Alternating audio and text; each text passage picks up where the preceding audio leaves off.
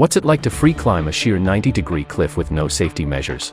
Meet Alex. He's currently free climbing El Capitan, gripping tiny ledges less than an inch wide, and using even smaller indentations for his feet. He's moving upwards, inch by inch. One tiny mistake could send him plummeting into the abyss. But free climbing isn't just about strength. It's about facing unimaginable challenges. This section is known as the Teflon Corner, where the rock is as smooth as two pieces of glass meeting at a right angle. He has to spread out his limbs and inch his way up. One slip here could be fatal. And that's not all. There's a tricky move at the Boulder Problem. He has to support his entire weight with just 2 fingers to switch his feet, then switch his hands. Now, he faces a critical choice. He can either jump to grab a rock ahead, or perform a difficult karate kick move. If he jumps, he has to let go with both hands to reach the next hold. If he misses, it could be a deadly mistake. Luckily, he's been using a rope for safety in training, but the karate kick also comes with huge risks. If his foot or hand slips, it's the same deadly outcome. Can Alex pull off this unprecedented free climbing feat?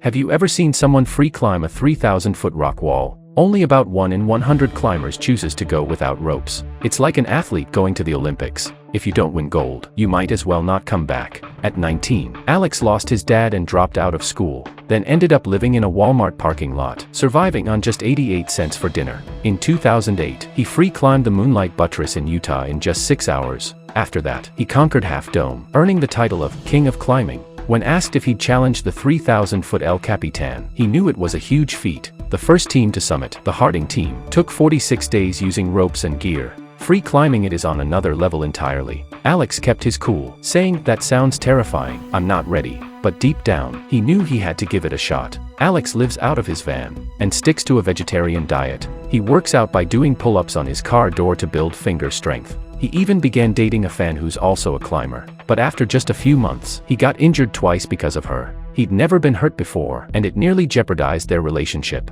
He ended up taking a year off to recover from a foot injury. Alex is the boldest people in the world. On June 3, 2017, he officially begins his climb of the 3,000-foot El Capitan. He's wearing a red t-shirt and has a chalk bag strapped to his waist. For the climb, his hands and feet are his only tools. As he starts, his camera crew is set up, hoping to capture every thrilling moment. They shoot from a distance to avoid disturbing him, but it's agonizing for the photographers. If something goes wrong, they can only watch in helpless dread. Alex moves swiftly at the start. He's already practiced the lower section of El Capitan dozens of times. After 20 minutes, he reaches the first major challenge, the Freeblast Slab. True to its name, this section of the wall is incredibly smooth, requiring him to balance his entire weight on just the tip of his toe. The photographers are on edge, especially since Alex had failed during previous rope practice attempts. This time, with no safety measures, the stakes are even higher. The consequences of a mistake are unimaginable. Alex's foot finds a tiny ledge less than an inch deep, while his fingers grip a rock protrusion of the same size. He inches upward, finally passing through this section a few minutes ahead of schedule. Next, he climbs through the Mammoth Terraces,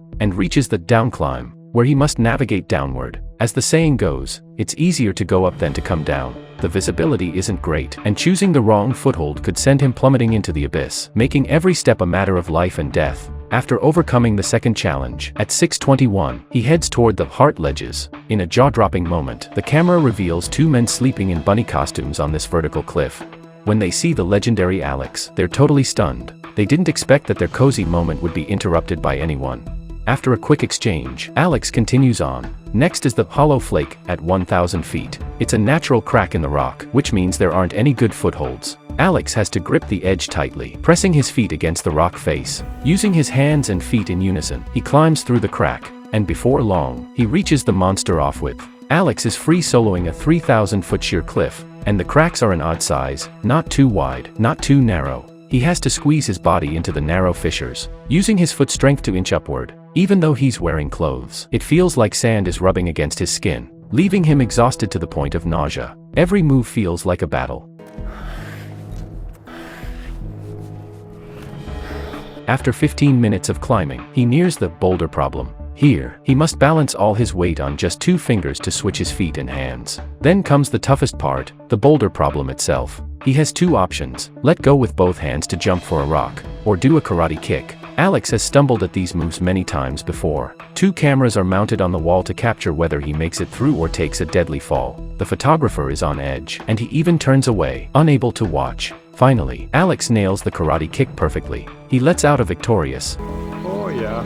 His crew breathes a sigh of relief, with one joking that he'll never take on another free climbing project again. It's just too intense. Everyone's palms are sweaty watching this. Is there anyone who isn't afraid of death? There are no special effects here. It's all real footage of Alex as he challenges the free climb of El Capitan, with a sheer drop below. Alex engages every muscle in his body to reach Enduro Corner. Just getting to this point would leave most climbers with ropes completely drained. Let alone Alex, who is free climbing. The walls on either side are incredibly smooth, offering almost no holds, just a tiny 0.8-inch crack. He grips it tightly, making sure his fingers fit snugly in the gap. Sometimes the crack is so small that he has to force his fingers in, using his arms to pull himself up slowly. This method is extremely taxing, and his feet rely solely on friction to keep moving upward. Having climbed over 2,300 feet, he's already at his physical limit. If his strength slips even a bit, all his hard work will be for nothing. At this point, the photographer can't bear to watch. I can't believe you guys actually can watch. Finally, Alex makes it past Enduro Corner and heads into the round table traverse. This is the 3,000-foot mark on El Capitan, and Alex is about to attempt the horizontal climb without ropes, while there are rocks above for him to grab. Just look at that corner. His whole body will be hanging out there, relying solely on 4 contact points with his hands and feet to find the most stable footholds. It's incredibly dangerous. The cameraman is impressive too. He's already set up with safety ropes, waiting in position. But even a small rock falling from him could spell disaster for Alex. At this point, Alex has just 650 feet to the summit. This distance tests the limits of human endurance. Fortunately, Alex remains calm as he presses upward. He has spent 8 years preparing for this moment. There were times during his previous climbs when he felt like giving up, but this time he pushed through. Finally, Alex reaches the top after 3 hours and 56 minutes. He has successfully become the first person to free climb El Capitan, creating a historic achievement. Here, we also experience the breathtaking views from the peak.